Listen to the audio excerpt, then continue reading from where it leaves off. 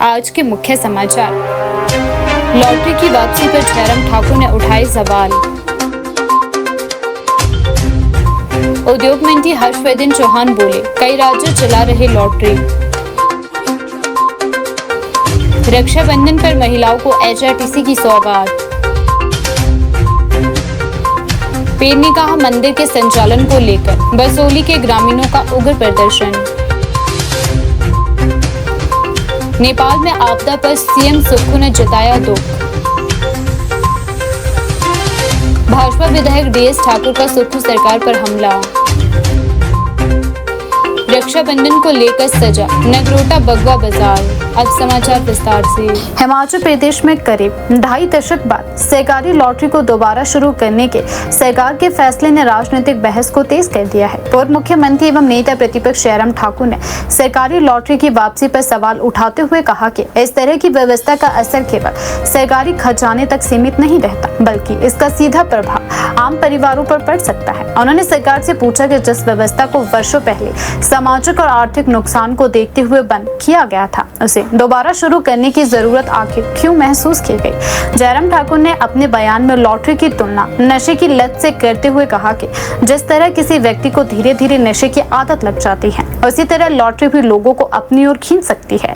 उनका कहना था कि शुरुआत में लोग इसे छोटी रकम लगाकर किस्मत आजमाने के तौर पर देखते हैं, लेकिन धीरे धीरे यही आदत आर्थिक नुकसान का कारण बन सकती है। उन्होंने कहा कि लॉटरी के चक्कर में कई परिवारों की आर्थिक स्थिति बिगड़ सकती है। उनके मुताबिक लोगों ने अपनी मेहनत की कमाई, बचत और दूसरी संपत्तियां तक गंवाई है। उन्होंने इस संदर्भ में कहा कि लोगों के घर बिगड़ गए, लोगों ने अपने जेवर तक बेच दिए, जमीन बेच दी। जयराम ठाकुर ने इसे सामाजिक दृष्टि से गंभीर विषय बताते हुए कहा कि सरकार को केवल राजस्व की संभावनाओं पर ध्यान देने के बजाय इसके सामाजिक दुष्परिणामों पर भी विचार करना चाहिए। नेता प्रतिपक्ष ने लॉटरी की लत को नशे की लत से जोड़ते हुए कहा कि जिस प्रकार चिट्टे जैसे नशीले पदार्थों की आदत व्यक्ति और परिवार को नुकसान पहुंचाती है, उसी तरह जुए और लॉटरी की आदत भी परिवारों के लिए परेशानी खड़ी कर सकती है। उनका तर्क था कि सरकार को ऐसी व्यवस्था को बढ़ावा देने के बजाय प्रदेश के युवाओं और आम लोगों को आर्थिक रूप से मजबूत बनाने वाली नीतियों पर ध्यान देना चाहिए।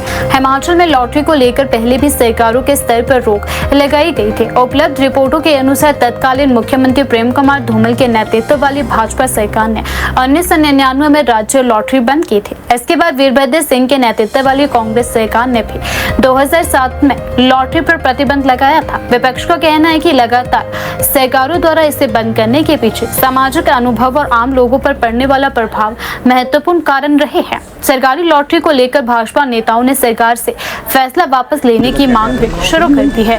ठीक है सर, मैं इस बात को पहले भी कह चुका हूँ, ये देवभूमि हिमाचल प्रदेश है और लॉटरी जब बंद की थी भारतीय जनता पार्टी की सरकार ने, उसकी वजह सबसे बड़ी वजह यह थी कि लोगों के घर बिक गए, जमीन बिक गई, जेवरात बिक गए कई जगह। जिनको एक बार आदत पड़ जाती है उसके बाद उस आदत से छूटना मुश्किल होता है। लगभग ये भी वही स्थिति है जैसे नशे में, चाहे वो नशा चिट्टे का है, चाहे वो नशा किसी दूसरी चीज़ का है, उसी तरह का ये नशा है। और इस लत में कोई आदमी अगर लग जाता है तो उसे मालूम नहीं पड़ता कि वो कितना नुकसान कर रहा है। ऐसी सूरत में, ऐसे वक्त में, एक तो चिट्टे के कारण पूरे हिमाचल प्रदेश में नई हमारी जनरेशन, हमारी पीढ़ी जो है वो बर्बादी की ओर बढ़ रही है, जो चिंता का विषय है। 6 करोड़ की, आज भी मैं देख रहा था 3.5 करोड़ की चिट्टे की पकड़ने की खबर लगी है। इससे आप अंदाज़ा लगा सकते हैं कि कितना वॉल्यूम जो है वो नशे का हिमाचल प्रदेश में प्रवेश कर चुका है। तो ये कहाँ पहुँच रहा है, कहाँ बर्बादी कर रहा है, तबाही कर रहा है हमारी नई पीढ़ी की।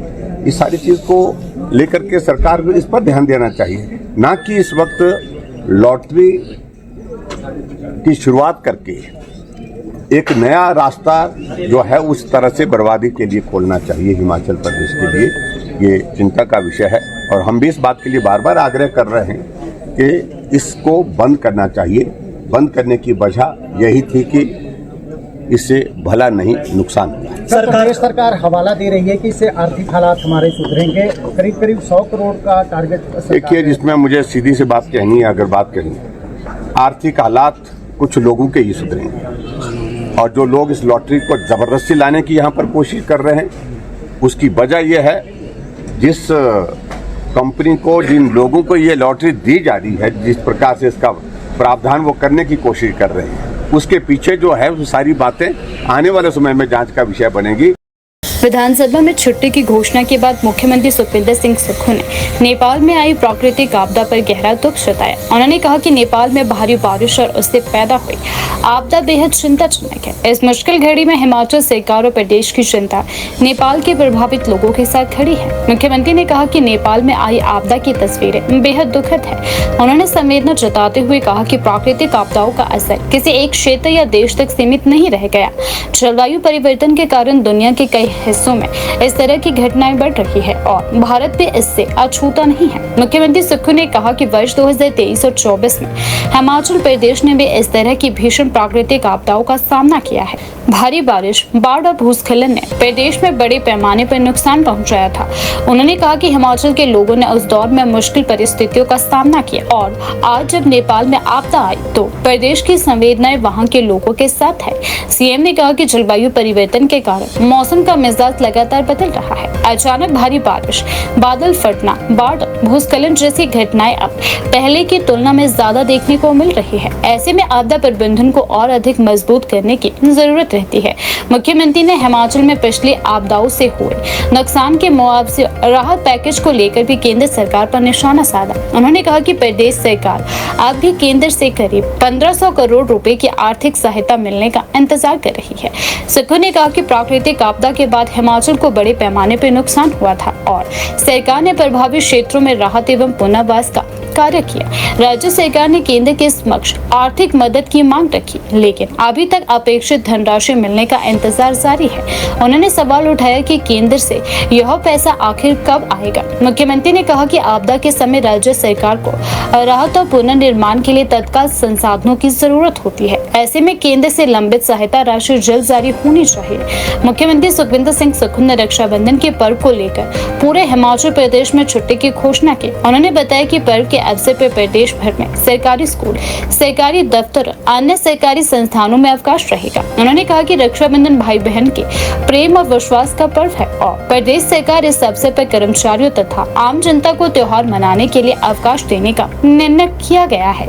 छुट्टी की घोषणा के साथ ही प्रदेश के सरकारी संस्थानों में कामकाज को लेकर स्थिति स्पष्ट हो गई है। मुख्यमंत्री ने कहा कि नेपाल की मौजूदा स्थिति एक बार फिर संकेत देती है कि प्राकृतिक आपदाओं से निपटने के लिए राज्य और देशों को बेहतर तैयारी करनी चाहिए। जलवायु परिवर्तन के बढ़ते प्रभाव के बीच हिमाचल जैसे पहाड़ी राज्य विशेष रूप से संवेदनशील रहते हैं।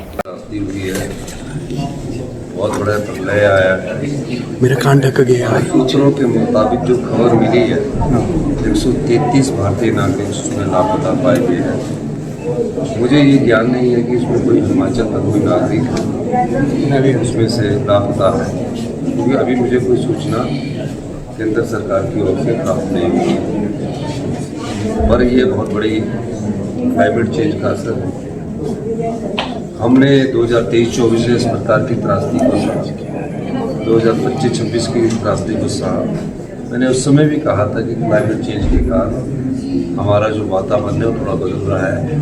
आज इसका इफेक्ट हिमाचल में होगा, बाद में उत्तराखंड और जो भी हिली हिमालयज है उस पर इसका इफेक्ट होगा और जिसके कारण ये प्रलय आया है। लेकिन जब भी कोई प्रलय आता है, कोई भी बड़ी त्रासदी होती है और उसमें काफ़ी लोगों के मारे जाने की खबर होती है तो बहुत आघात पहुँचता है। हिमाचल प्रदेश विधानसभा ने इसके लिए 2 मिनट का मौन रखा। में तो क्योंकि हमने 2023-24 के बाद हमेशा डिजास्टर की मीटिंग होती रहती है और डिजास्टर से संबंधित जो भी हमारी जानकारियाँ उसको हम लोगों को शेयर करते हैं। और निश्चित रूप से इस बार हमारे यहाँ कम बारिश हुई है। जहाँ भी तेज़ बारिश होती है क्लाउड बस्टिंग होती है और नदी के किनारे में जिस प्रकार से बाढ़ आती है उस समय हमारा अलर्ट भी पूरा होता है और पहले से ही अलर्ट हमारा बहुत यह त्रासदी थी। मैं गृह मंत्री जी से मिला था, गृह मंत्री जी से हमने बात की थी क्योंकि नेशनल लेवल का मुद्दा था कि आप IIT, एनवायरमेंटलिस्ट और जो भी साइंटिफिक लोग हैं उनसे एक स्टडी करवाइए। और उन्होंने एक टीम बनाई थी, वो एक बार हिमाचल प्रदेश में स्टडी करके गई।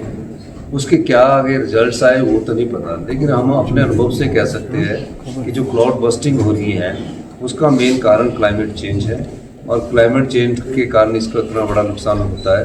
कई बार मैं देखता हूँ कि टीवी चैनलों में चला होता है कि लैंडस्लाइड्स हो गया। लैंडस्लाइड्स पहाड़ के नेचर में है, जब पहाड़ कटता है तो कुछ समय के लिए लैंडस्लाइड्स होता है और तब स्टेटा सेटल होता है, तो उसके बाद स्टेटा सेटल होने में टाइम लगता है। 1700 करोड़ का तो अभी इंतजार ही कर रहे हैं, दिल्ली से चल ही नहीं रही हो। जब तक दिल्ली से चलेंगे नहीं 1500 करोड़ रुपये कोई अप्रूवल आएगी नहीं हमारे पास, तो उसको हम मान नहीं सकते कि दिल्ली से ये 1500 रुपये चलेगी। मनाली के विधायक भुवनेश्वर गौड़ जी ने टोल से संबंधित मनाली में एक क्वेश्चन पुटअप किया कि जब रोड ही ठीक नहीं है तो हमारे से टोल टैक्स काय का ले रहे हैं। मैंने उस संदर्भ में कहा कि मैं NHAI के अधिकारियों से बात करूंगा, और बात सही है, जब रोड ठीक नहीं है तो फिर वो काय का पैसा ले रहे हैं। दूसरा बात मैं ये कहना चाहता हूँ कि एक और हमें कहा गया है कि जो 2 लेन पोर्शन बनाया है उन्होंने, जो भगवार से ज्वालामुखी नदौन कोटरी गुहारवी तक है, उसमें 16 किलोमीटर के पैच के लिए भारत सरकार ने ये कहा है कि अब इसकी लैंड एक्विजिशन का पैसा आप दीजिए और हम 4 लेन बनाएंगे। मतलब टैक्स वो कलेक्ट करेंगे, लैंड एक्विजिशन का पैसा हम देंगे, जैसे रेलवे में है। तो उस संदर्भ में भी हमने बात की है कि अगर आप 4 लेनिंग बना रहे हैं तो 4 पैच बना दिए, एक पैच में आप बोल रहे हो कि हमको लैंड एक्विजिशन करना है, तो ये ठीक नहीं है, क्योंकि हमारे संसाधन बहुत कम है। और अगर हमें बिजली पर पूरी रॉयल्टी 50% देते हैं, हम सारे पैसे ही हम तोड़ के ले लेंगे, क्योंकि रॉयल्टी जो हमारी संपदा है, जो हमारी वेल्थ है, वो पानी है, उसका तो ढोल कर ही चुके हैं। उसमें जो प्रोजेक्ट फ्री हो गए उसमें 50% रॉयल्टी मांग रहे हैं, उस पर भी भारत सरकार को चिट्ठियाँ लिखी हैं, उस पर कोई गौर नहीं कर रहे। तो इस संदर्भ में हमें कुछ ना कुछ आगे की नीतिगत फैसला करना पड़ेगा।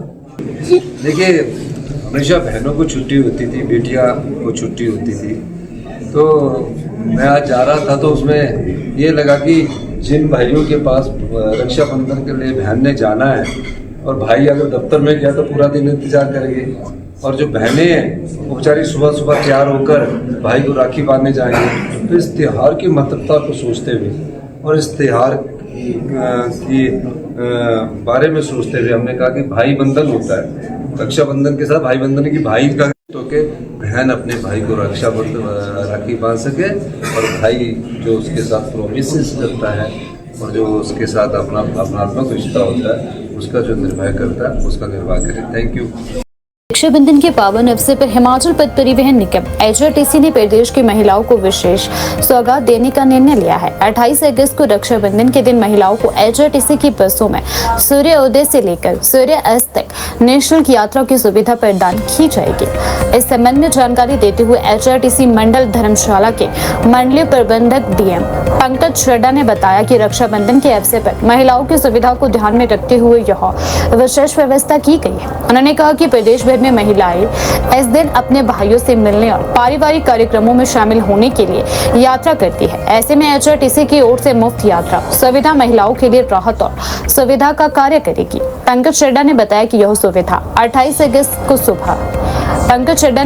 यह सुविधा 28 अगस्त को सुबह सूर्योदय से शाम सूर्यास्त तक लागू होगी। इस दौरान महिलाएं HRTC की निर्धारित बस सेवाओं में निःशुल्क यात्रा कर सकेगी। उन्होंने कहा कि निगम का उद्देश्य त्योहारों के अवसर पर यात्रियों को बेहतर सुविधाएं उपलब्ध करवाना है। रक्षाबंधन जैसे विशेष पर्व पर महिलाओं को यह सुविधा देकर उन्हें सुरक्षित, सुगम और किफायती यात्रा का अवसर प्रदान किया जा रहा है। HRTC प्रशासन ने महिलाओं से अपील की है कि यात्रा के दौरान निगम के नियमों का पालन करें और सुबह से बस अड्डों पर पहुंचे।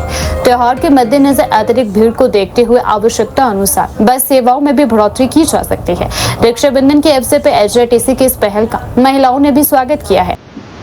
बिल्कुल, हर वर्ष की भांति इस वर्ष भी हमें मुख्य कार्यालय से आदेश आ गए हैं और हमने धर्मशाला मंडल के तहत जितने हमारे आरएम्स हैं उन्हें आदेश पारित किए हैं कि जैसे मुख्य कार्यालय से आदेश आए हैं कि 28 अगस्त को हमारी जितनी हिमाचल के अंदर जितनी ऑर्डिनरी बसेस चलती हैं वहाँ पर सनराइज से सनसेट तक जो है महिलाओं के लिए जो बस फैसिलिटी रहेगी बिल्कुल फ्री रहेगी। और हर वर्ष की भांति हर बार इस बार भी हमने यही कोशिश करेंगे कि जो महिलाओं को फ्री ट्रैवल है उनका आरामदायक रहे, कन्वीनियंट रहे, सेफ रहे। और उसके लिए हमने जो है जितने हमारे डिपोज हैं वहाँ पर हमने नोडल अफसर जो है वो लगा दी। नगरोटा बगवा में अशोक बिंदु जी हमने लगाए हैं, चंबा में लगाए हैं। वो सुनिश्चित करें कि सभी गाड़ियाँ चलें। ऊपर से हमने उन्हें कहा है कि वो अपने फ्लाइंग स्क्वाड के साथ अपने जुडिशक्शन में रहें, बिल्कुल फील्ड में रहें, ताकि वो सुनिश्चित कर पाए कि जो महिलाएं फ्री ट्रैवलिंग करना चाहती हैं उस दिन वो फ्री ट्रैवलिंग बढ़िया कन्वीनियंटली और सेफली कर पाए। और साथ में बताना चाहूँगा कि जितने हमारे बस स्टैंड हैं उनके भी नंबर हमने वहाँ पर जो डेजिग्नेट अदर चार्जेस किए उनके नंबर भी हमने जो प्रेस रिलीज है उसमें दिए हैं, ताकि किसी को ये सुविधा हो, किसी को कोई टाइम पूछना हो कि अगर कहीं किसी को जाना है, क्योंकि कई लोग ऐसे भी है बड़े कम टाइम सफ़र करते हैं, उनको टाइमिंग का नहीं पता होता है, तो हमने उनके बस स्टैंड के साथ में अड्डा इंचार्ज का मोबाइल, तो किसी भी समय वो उनसे कॉन्टैक्ट करके उनका टाइम भी पूछ सकते हैं।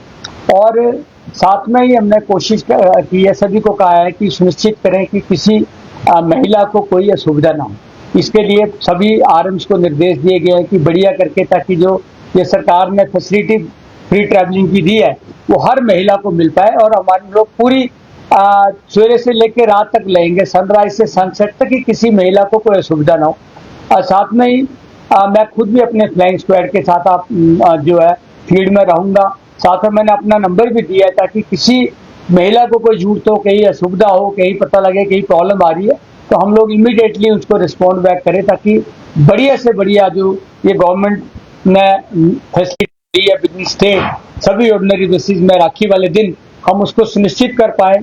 और मुझे पूरा भरोसा है और विश्वास है कि जितने हमारा स्टाफ है, जितना मंडल है, हम लोग बढ़िया से बढ़िया सेवाएं देंगे, ताकि हर महिला जो इस दिन अपने भाइयों से मिलना जाना चाहती है, अपने रिश्तेदारों के यहाँ जाना चाहती है, जिनको होता है कि आज हमने ट्रैवल करना है क्योंकि हमने अपने रिश्तेदारों भाइयों से मिलना है और हमने ट्रैवलिंग भी फ्री होनी है, तो उसको हम सुनिश्चित करेंगे और बढ़िया से बढ़िया हम जो है ट्रैवलिंग फैसिलिटी है हर हाल में सभी महिलाओं को प्रोवाइड करेंगे। इसमें किसी कार्ड वगैरह की जरूरत नहीं है? नहीं, ये सिर्फ जो हमारा महिलाएं हैं जो भी जब एंटर करेगी बस के अंदर, उसकी ट्रैवलिंग जो है विद इन हिमाचल जो है ऑर्डिनरी बसेस में फ्री होगी।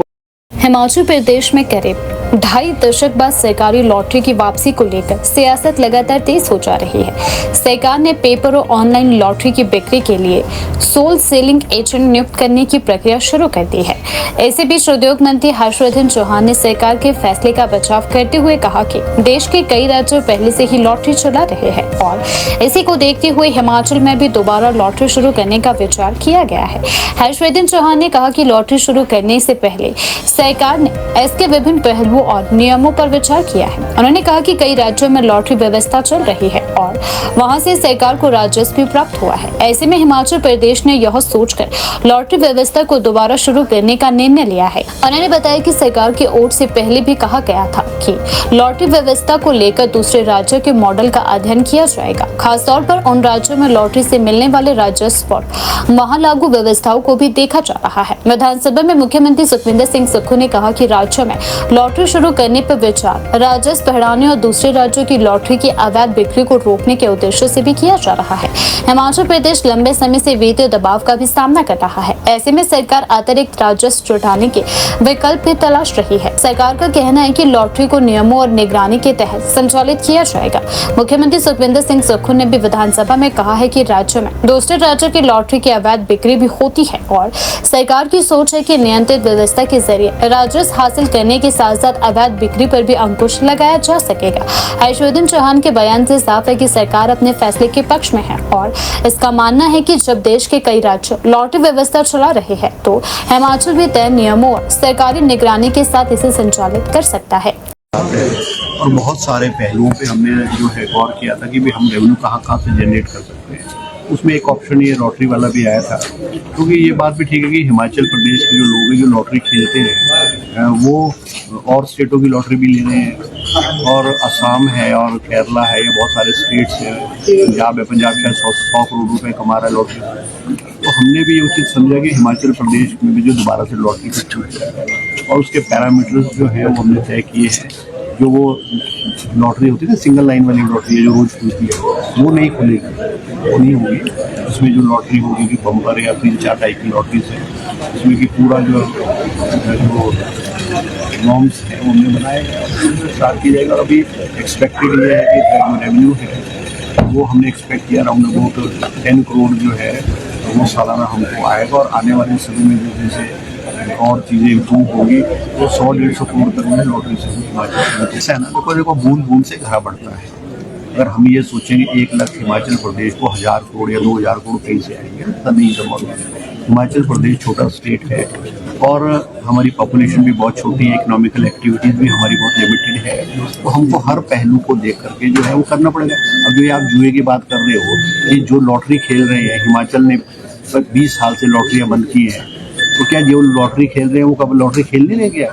वो दूसरे स्टेट्स की, पंजाब हमारे एडजॉइनिंग स्टेट्स है, केरला है, असम है और बहुत सारे स्टेट्स हैं जिनका हमने स्टडी किया है। वो जो खेलने वाले तो अभी भी खेल रहे हैं ना लॉटरी। बीजेपी के लोग हैं वो राजनीतिक बयानबाजी के लिए और चर्चा में रहने के लिए जो है वो ऐसे ऐसे पत्र मुख्यमंत्री को लिखते रहते, सरकार को लिखते रहते कि ये बंद कर दो जी, ये शुरू कर दो, ये शुरू कर दो। ऐसा है कि ये सारी चीज़ों को तो सरकार ने देखना है ना, सरकार ने देखना है कि क्या शुरू किया जाए, क्या नहीं शुरू किया जाए। और इससे जो हमने जो ये सिंगल डिजिट वाली लॉटरी है वो नहीं खोल रहे हैं, क्योंकि जो कॉमन आदमी है, आम आदमी है, वो जो सिंगल डिजिट वाली लॉटरी होती है ना, जिसमें जैसे बस स्टैंड पे और कई जगह जगह हो जाते हैं और लोग इकट्ठे हो जाते हैं, वो वाला सिस्टम नहीं किया है। ये मतलब एक हाई लेवल वाला, एक अच्छे लेवल वाला एक सिस्टम। फेस्टिवल में ही जो आप इसका समय कहा कि बम्पर लॉटरी यहाँ पे निकाले और कब से बम्पर लॉटरी नहीं निकालेंगे, तो ये सिंगल लाइन वाली होती है, 1 नंबर वाली लॉटरी, वो नहीं शुरू की गई इसमें, जिससे कि कॉमन आदमी इफेक्ट होता है। ये तो वो सिस्टम है जो मान लो बड़ी लॉटरी वाला सिस्टम है, वो वाला सिस्टम किया गया। मुझे SOP सर बन गई है, दिवाली में हो जाएगी शुरू, सारा कर दिवाली में एक्सपेक्टेड है। अब जब आएगा वो दिवाली में होगी, कब होगी, बट इट हैज बीन जो है पॉलिसी बना करके जो है रूल्स और पॉलिसी बना करके फाइनेंस डिपार्टमेंट को भेज दिया है और मुझे जानकारी मिली है नोटिफाई उन्होंने किया। ठीक, thank you sir, thank you sir. भाई बहन के पवित्र और अटूट विश्वास का प्रतीक रक्षाबंधन पर्व नजदीक आते ही नगरोटा बंगवाला का बाजार पूरी तरह राखियों और त्योहारों की रौनक से सजा है। बाजार में जगह जगह राखियों की दुकानें सजी हुई है और रंग बिरंगी राखियां लोगों का ध्यान आकर्षित कर रही है।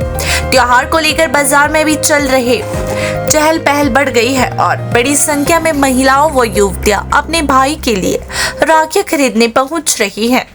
रक्षाबंधन को लेकर दुकानदारों ने भी अपनी तैयारियां पूरी कर ली है। बाजार में पारंपरिक राखियों के साथ साथ आधुनिक डिजाइन और बच्चों को आकर्षित करने वाले कार्टून तथा फैंसी राखियों का भी भरमार लगा है। अलग अलग रंग, डिजाइन और कीमत में उपलब्ध राखियों के कारण खरीदारी करने पहुंच रहे लोगों के सामने कई विकल्प मौजूद है। रक्षाबंधन के नजदीक आते ही नगरोटा बंगवाला बाजार में सुबह से शाम तक लोगों की आवाजाही बढ़ गई है। खासकर महिला और युवतियों में राखी की खरीदारी को लेकर खास उत्सव देखने को मिला है। दुकानों पर महिला अपने भाई की पसंद के अनुसार राखियां पसंद कर रही है।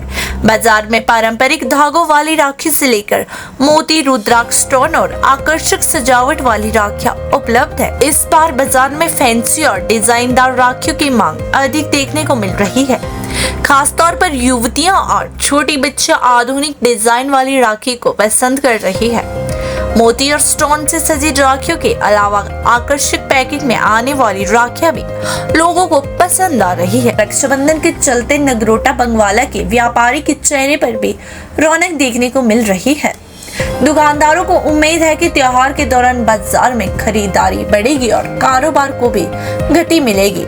राखी विक्रेताओं ने त्योहारों को देखते हुए अलग अलग कीमतों और डिजाइन की राखी का पर्याप्त स्टॉक रखा है। उनका कहना है कि पिछले कुछ दिनों की तुलना अब ग्राहक की संख्या लगातार बढ़ रही है। रक्षाबंधन के अवसर पर बाजार में सुरक्षा और यातायात व्यवस्था को लेकर भी प्रशासन की जिम्मेदारी बढ़ती जा रही है। बाजार में बढ़ती भीड़ को देखते हुए दुकानदारों और स्थानीय लोगों को उम्मीद है कि त्योहार के दौरान व्यवस्था सुचारू बनी रहेगी ताकि लोगों को खरीदारी करने में परेशानी न हो। डलहौजी विधानसभा क्षेत्र से भाजपा विधायक DS ठाकुर ने सुखू सरकार पर तीखा हमला बोलते हुए प्रदेश की व्यवस्था और क्षेत्र में विकास कार्यों को लेकर गंभीर सवाल खड़े किए हैं। विधायक ने आरोप लगाया कि कांग्रेस सरकार के कार्यकाल में डलहौजी विधानसभा क्षेत्र के साथ लगातार भेदभाव किया जा रहा है और विकास की रफ्तार पूरी तरह थम चुकी है। DS ठाकुर ने कहा कि जिला चंबा के भले ही कॉलेज को बंद करने की कोशिश की गई, लेकिन इस मामले को लेकर सरकार अब तक स्थिति स्पष्ट नहीं कर पाई है। उन्होंने कहा कि कॉलेज को लेकर लगातार सवाल उठ रहे हैं, मगर सरकार उन सवालों का संतोषजनक जवाब देने में नाकाम साबित हो रही है। भले ही कॉलेज के मुद्दे को लेकर विधायक ने कहा कि क्षेत्र के छात्र अपने शिक्षण संस्थान को बचाने के लिए आंदोलन भी कर रहे हैं। ऐसे में आंदोलन कर रहे छात्रों और उनके अभिभावकों के खिलाफ FIR दर्ज करना उचित नहीं है। DS ठाकुर ने सरकार से मांग की है कि भले ही कॉलेज को लेकर आंदोलन कर रहे बच्चों के अभिभावकों पर दर्ज FIR को तुरंत वापस लिया जाए। उन्होंने कहा कि अपनी शिक्षा और कॉलेज के भविष्य को लेकर आवाज उठाना छात्रों का अधिकार है। सरकार को उनकी आवाज दबाने के बजाय समस्या का समाधान निकालना चाहिए। उन्होंने आरोप लगाया कि सरकार अपने ही फैसलों को लेकर स्थिर नहीं है और बार बार अपना पक्ष बदलती नजर आ रही है। इससे जनता के बीच भ्रम की स्थिति भी पैदा हो रही है। भाजपा विधायक ने प्रदेश की शिक्षा व्यवस्था पर भी सवाल उठाए। उन्होंने कहा कि डलहौजी विधानसभा क्षेत्र के कई स्कूलों और कॉलेजों में शिक्षकों के पद लंबे समय से खाली पड़े हैं। इसके कारण विद्यार्थियों की पढ़ाई प्रभावित हो रही है। उन्होंने कहा कि सरकार एक तरफ प्रदेश में शिक्षा व्यवस्था को बेहतर बनाने और विकास के बड़े बड़े दावे कर रही है, जबकि जमीनी हकीकत इससे बिल्कुल अलग है। शिक्षकों की कमी और संस्थानों से जुड़ी समस्या इस बात को दर्शाती है कि सरकार के दावे धरातल पर सफल नजर नहीं आ रहे हैं। DS ठाकुर ने HRTC के रूट बंद किए जाने को लेकर भी सरकार पर निशाना साधा। उन्होंने कहा कि ग्रामीण और दूर दराज के क्षेत्रों में परिवहन व्यवस्था पहले ही सीमित है और ऐसे में बस रूट बंद होने से आम लोगों की मुश्किलें बढ़ रही है। DS ठाकुर ने डलहौजी विधानसभा क्षेत्र में स्वास्थ्य सेवाओं की स्थिति पर भी चिंता जताई। उन्होंने आरोप लगाया कि अस्पतालों और स्वास्थ्य संस्थानों में पर्याप्त सुविधाएं और स्टाफ उपलब्ध नहीं है, जिसके कारण लोगों को इलाज के लिए दूसरे क्षेत्रों का रुख भी करना पड़ रहा है।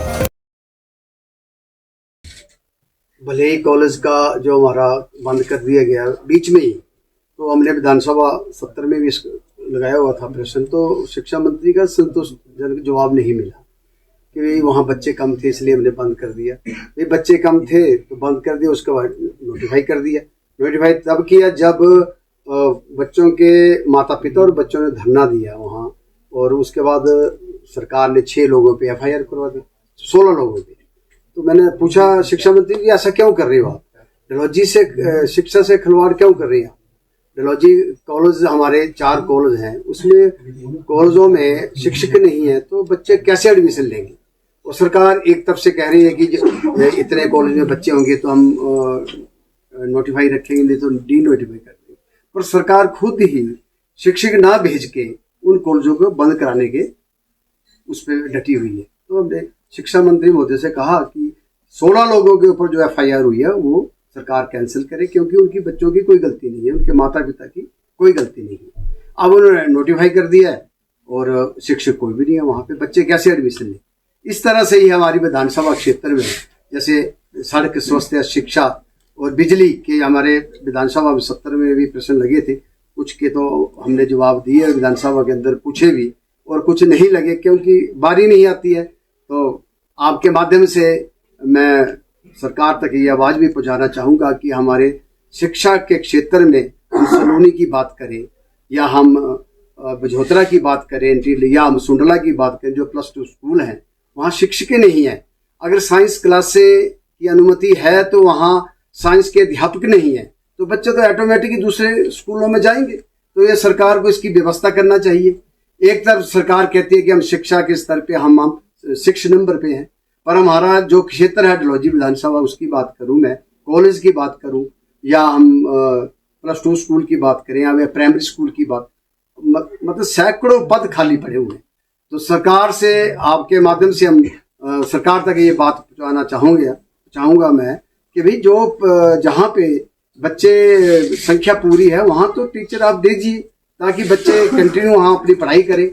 सलोनी कॉलेज एकमात्र ऐसा है जहाँ जिसका अपना भवन भी है, पर वहाँ पे साइंस क्लासें नहीं है और आर्ट्स की क्लासें हैं। आर्ट्स के क्लासों में ही बच्चे अपनी पढ़ाई कर रहे हैं। उसका चंबा जाना पड़ता है या कांगड़ा जाना पड़ता है। तो सरकार को चाहिए कि दूर दराज का क्षेत्र है, आकांक्षी जिला है, और सलोनी जैसे कॉलेज में साइंस क्लासें भी बिठाई जाए और वहाँ शिक्षक भी दिए जाए। HRTC की बात करूँ मैं तो बहुत बुरा हाल है।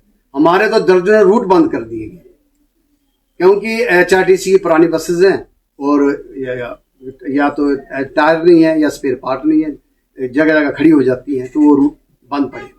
लोगों को बहुत परेशानी का सामना करना पड़ रहा है। और सड़क की बात करें हम तो जो आपदा के बाद जो मेन हमारे स्टेट हाईवे रोड है, उनके सिवाय जो हमारे लिंक्स रोड है, जो दूरदार का क्षेत्र है, वो रोड तैसे के तैसे ही है, बंद पड़े हुए हैं, जिसमें लोगों को आने में काफ़ी समस्याओं का, हेडक्वार्टर तक जाने की समस्याएं खड़ी हो जाती है।